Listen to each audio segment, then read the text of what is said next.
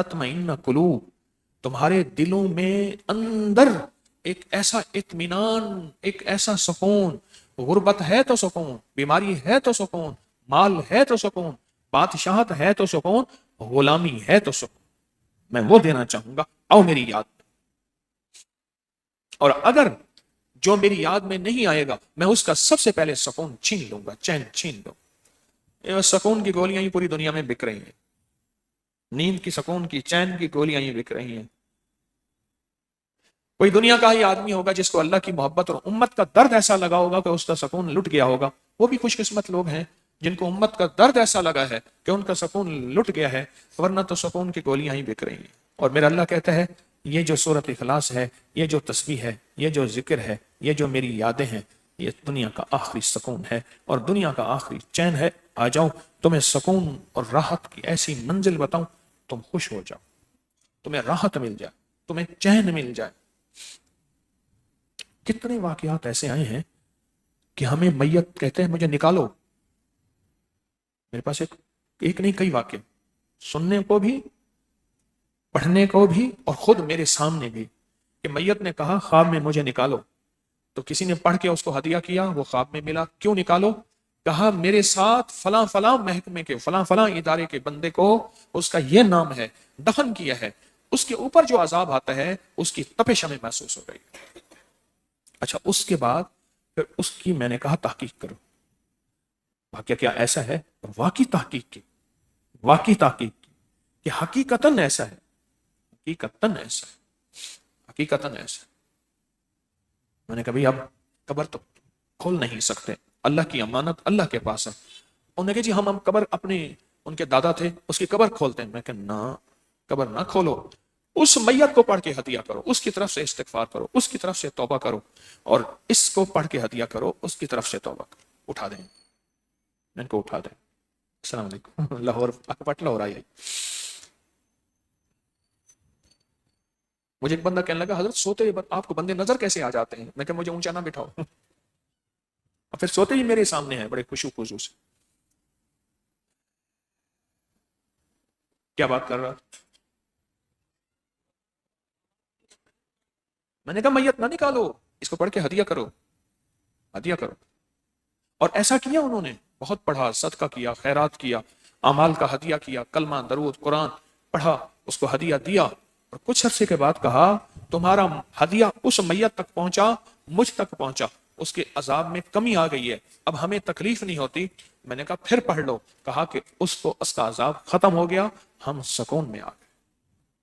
ये तो दुनिया में भी सुकून का जरिया है, उसकी याद आखिरत में भी सुकून का जरिया है। और फिर अगली बात यह है कि आप कितने खुशकिस्मत हैं, मैं, आप, सारे हम, कि हम एक ऐसी मकसद को लेके जमा हुए हैं कि उसने कहा, किसी ने पूछा दुनिया में जब बंदा मायूस हो जाए और कोई भी उसका सुनने वाला न हो, न जानने वाला हो, न उसकी कोई फरियाद सुनने वाला हो, तो वो क्या करे?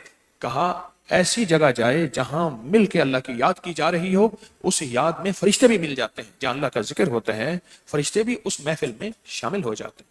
आज 100% यकीन है फरिश्ते हमारी महफिल में शामिल हैं, नजर आए ना आए, 100% यकीन है फरिश्ते हमारी आज की महफिल में शामिल हैं, आज की महफिल में शामिल है फरिश्ते। और फरमाया अल्लाह पाक के फरिश्ते, चूंकि इस महफिल से खुशबू निकलती है, आप जब बैठे हैं ना अल्लाह की याद में, मोहब्बत में, अल्लाह के इश्क में, और जो पूरी दुनिया में हमारे मुखलिसीन अपने काम काज छोड़ के आज जुमेरात की इस महफिल में शामिल हैं, आपके अंदर से खुशबू निकलती है, और फरिश्तों की गिज़ा खुशबू है। इसलिए इतर लगाने वाला, खुशबू लगाने वाला, उसको फरिश्ते बहुत करीब से आके चूमते हैं। और अल्लाह की याद और अल्लाह के जिक्र में जैसे आप बैठे हैं, ऐसे बैठने वाला, उसको भी फरिश्ते आके चूमते हैं, उसकी खुशबू से अपना पेट भरते हैं। उनकी गिज़ा ही खुशबू है। एक और चीज की गिज़ा खुशबू है, एक और चीज की गिज़ा खुशबू है, वो है औलिया और नेक जिन्नात। औलिया और नेक जिन्नात, उनकी गिज़ा भी खुशबू है, उनकी गिज़ा भी खुशबू। आपसे तो फरिश्ते खुशबू लेते हैं, आप इतने खुशकिस्मत हैं।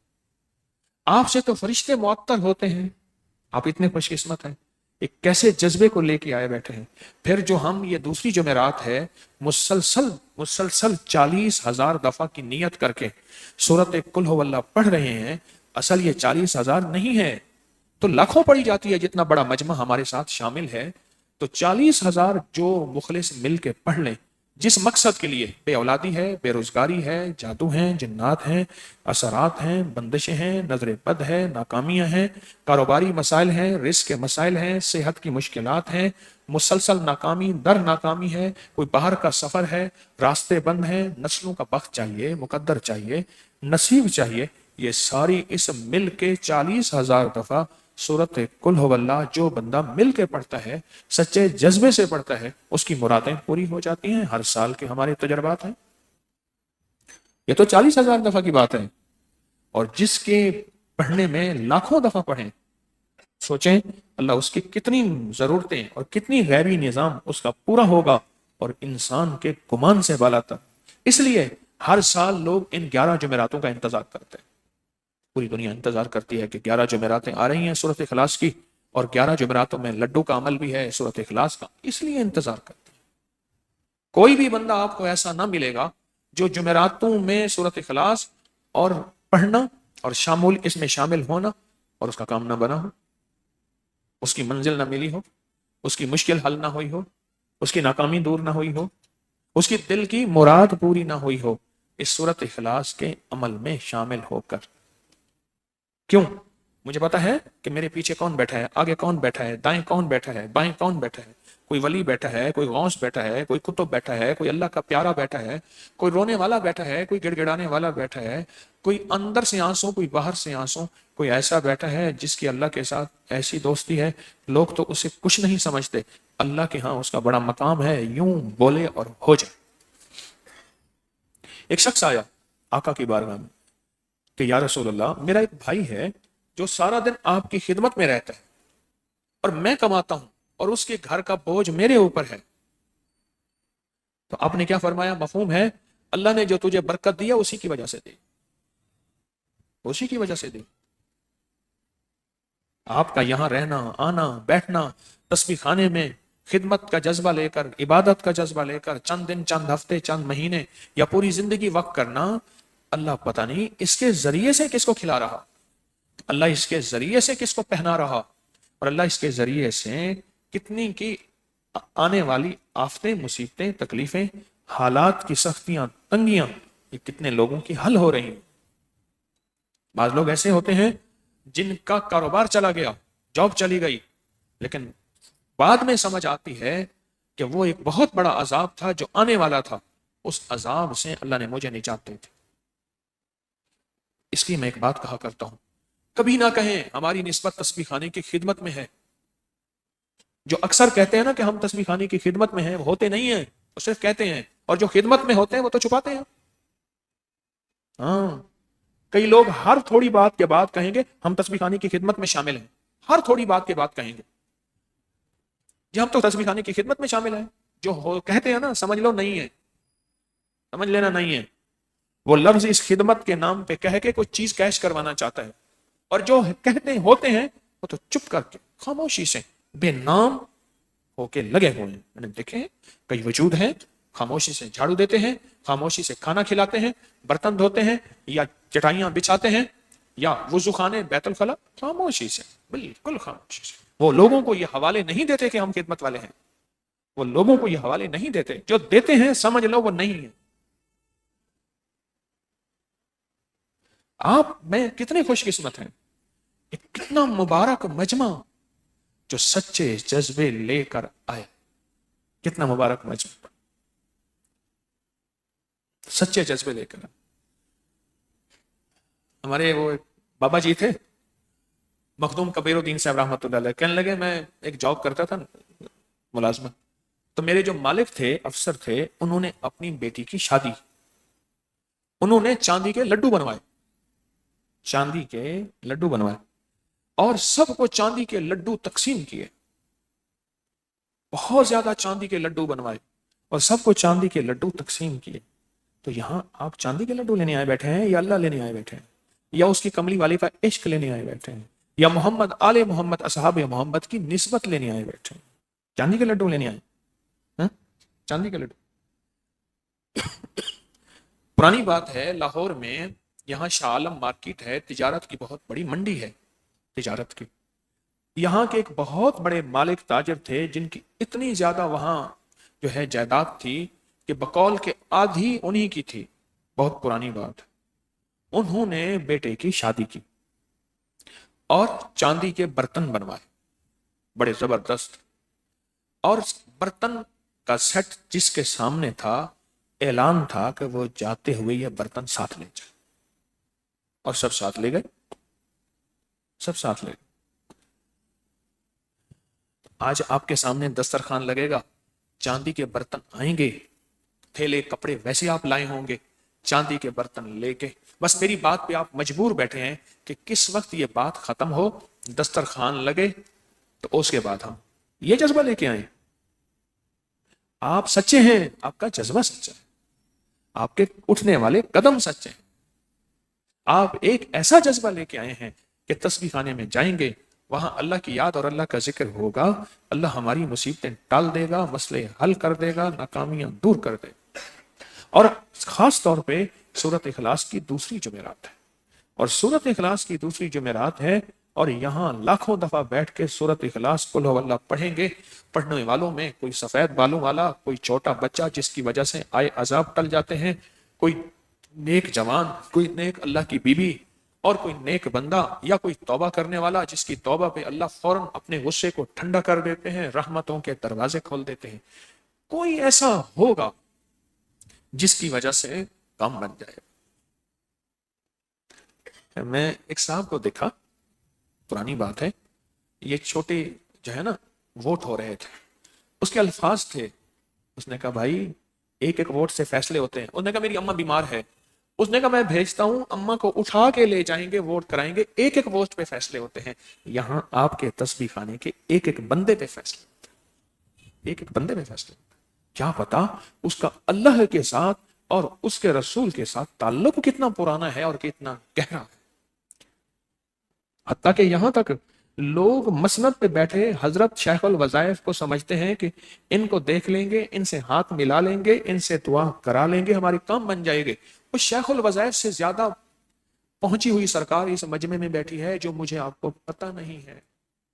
اس مجمع میں بیٹھی ہے. کون بیٹھا ہوگا ایسا جس کا اللہ کے ساتھ ایسا گہرا تعلق؟ وہ مجمع میں آتے ہی فرشتے ایک پل میں جمع ہو جاتے ہیں، ایک پل میں جمع ہو جاتے ہیں. یوں کہا کہ ایسے لوگ ہوتے ہیں جن کے ساتھ اللہ کی خاص محبت ہوتی ہے، خاص محبت ہوتی. میں حضرت جلال الدین رومی رحمت اللہ علیہ کی کونیا میں ابھی میں گیا، پہلے بھی جانا ہوا، میں ان کے مرشد شاہ شمس رحمت اللہ علیہ کی خدمت میں پہنچا. وہاں اتنا رش تھا، مرید مولانا روم کے مزار پہ، اور مرشد کے مزار پہ 4 آدمی تھے، 6 آدمی تھے سارے. اور پھر مرشد کے ایک خادم تھے شیخ آتش باز رحمت اللہ علیہ، جو لنگر پکاتے تھے، ان کے ہاں کوئی بھی نہیں تھا. کم لوگ جاتے ہیں. اس کی وجہ میرے آقا، میرا اللہ جانتا ہے یہ بندہ کیسا ہے اور اس کی مقبولیت کتنی ہے. اس لیے بعض گمنام ایسے ہوتے ہیں، ان کے مجمع میں آتے ہی بعض مرید، بعض مرشد مجمع میں آتے ہی اوپر سے قبولیت کی مہریں ہیں اور قبولیت کے دروازے ہیں. آپ کتنے خوش قسمت ہیں ایک ایسے مجمع میں بیٹھ کے ایک ایسا عمل کر رہے جس عمل کی اللہ کے ہاں قیمت ہے صرف 10 دفعہ پڑھنے پہ. کتنی دفعہ؟ 10 دفعہ پڑھنے کے میں نے آپ کو فائدے بتائے. صرف 10 دفعہ پڑھنے کی قیمت ہے اس کی بارگاہ میں. اور یہ کیوں؟ یہ چیز ہی اتنی قیمتی ہے.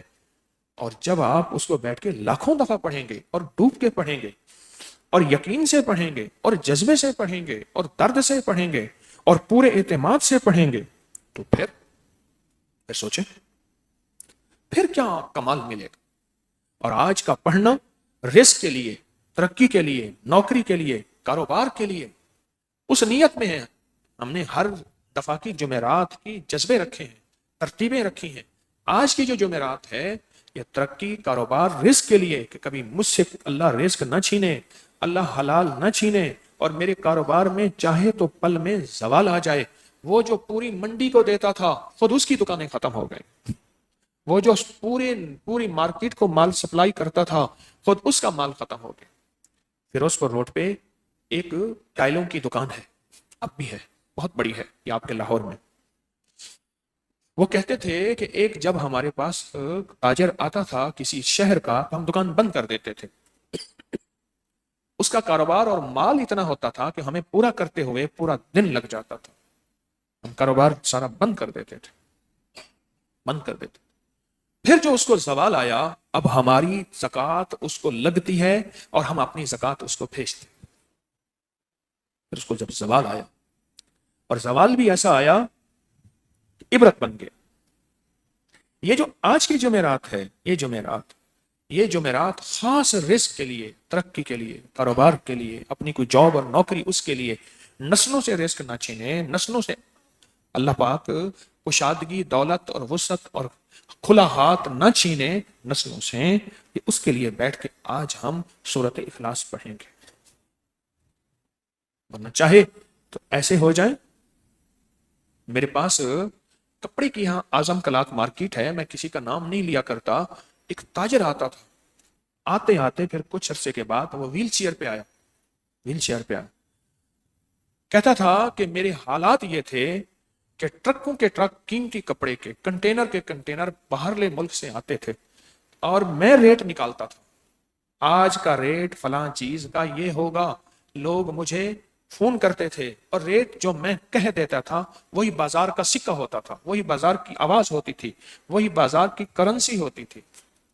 اور گردش ایام نے جو مجھے گھیرا, تلک الایام نداولها بین الناس, جو مجھے گھیرا, آج عالم یہ ہے کہ میں چھپتا پھر رہا, اور وہ روگ مجھے کھا گیا. گردے ختم ہو گئے, دل ختم ہو گیا, حتیٰ کہ اسی حالات کی گردش میں موت آ گئی. اسی گردش دورانے ختم ہو گئے. یہ جو آج مل بیٹھ کے ہم ایک جذبے کے تحت پڑھیں گے, اخلاص کا جذبہ, للہیت کا جذبہ, یہ تو آپ اپنی نسلوں کے بھلے کر رہے ہیں. بے اولادوں کے لیے, بے روزگاروں کے لیے, جن کی جھولیاں نہیں ان کے لیے, جن کے گھر نہیں, جن کے در نہیں, جن کی قسمت کھوٹی ہے, جن کی مقدر کھوٹی ہے, جو نصیب کو تلاش کرتے پھر رہے ہیں, جو بند راستوں کو کھولنے کی کوشش کر رہے ہیں, جن کے اوپر جادو کے وار نے اور بندشوں کے وار نے ان کی زندگی کو جکڑ دیا, کاروبار کو جکڑ دیا, ان کے قدموں مالوں کو جکڑ دیا, جو اولاد کی نافرمانی اور ان کی سختی کو رو رہے ہیں یا خود اولاد کو رو رہے ہیں. یہ تو آج بیٹھ کے قسمت کے فیصلے ہوتے ہیں. پھر فیصلے کی رات کون سی ہے؟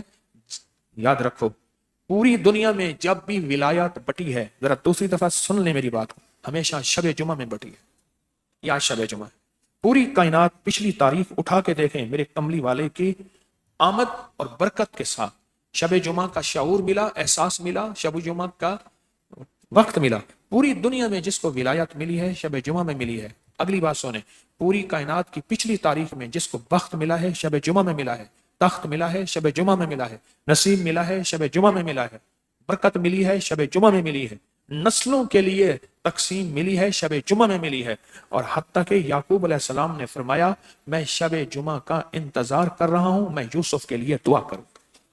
اور ان کی جو دعا ہوئی تھی 40 سال کے بعد, یعقوب علیہ السلام پیغمبر روتے روتے آنکھیں چلی گئیں بیٹے کی فراق اور جدائی میں. ان کی جو دعا قبول ہوئی تھی اور یوسف ملے تھے, اور وہ بھی پیغمبر اور بادشاہ.